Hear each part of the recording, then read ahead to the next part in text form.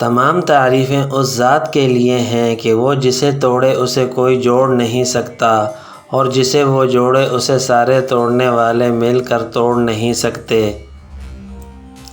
کچھ لوگ اپنے آپ کو انسان نہیں فرشتہ سمجھتے ہیں۔ ان کے کام بھی فرشتوں جیسے ہیں، یعنی دوسروں کے گناہوں اور برائیوں کا حساب رکھنا۔ کم کھانے میں صحت ہے، کم بولنے میں سمجھداری ہے، اور کم سونا عبادت ہے۔ سوچ اچھی ہونی چاہیے، کیونکہ نظر کا علاج ممکن ہے لیکن نظریے کا نہیں۔ ادب کا تقاضا ہے کہ ہر ایک کی بات کو دھیان سے سنا جائے، اور احتیاط کا تقاضا یہ ہے کہ ہر کسی کی بات کو نہ مانا جائے۔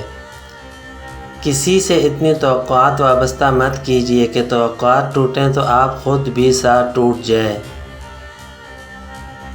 رحم اس فضل کو کہتے ہیں جو انسانوں پر ان کی خامیوں کے باوجود کیا جائے۔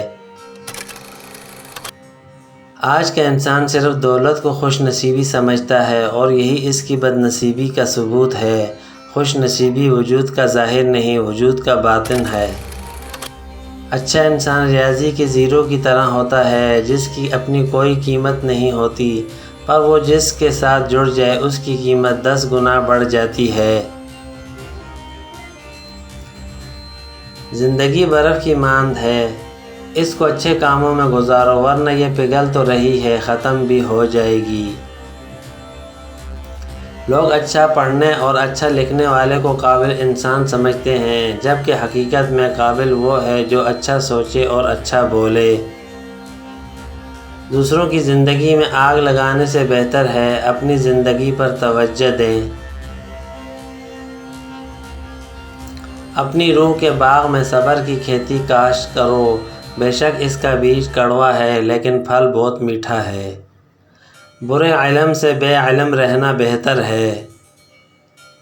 انسان کی تربیت کا فرق ہوتا ہے، ورنہ جو سن سکتا ہے وہ سنا بھی سکتا ہے۔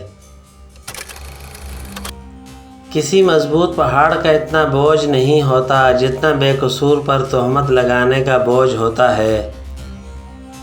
کسی کو اتنا مجبور نہیں کرنا چاہیے کہ وہ اپنی خاموشیاں توڑ کر لفظوں سے تمہاری دھجیاں اڑا دے۔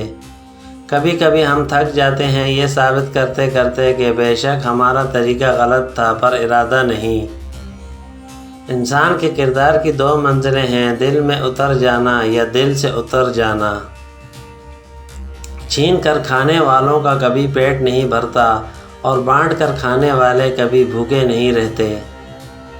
صورتیں کتنی بھی حسین ہوں، سیرتوں کی محتاج ہوتی ہیں۔ اتنے خشک نہ بنو کہ توڑ دیے جاؤ، اور اتنے نرم نہ بنو کہ نچوڑ دیے جاؤ۔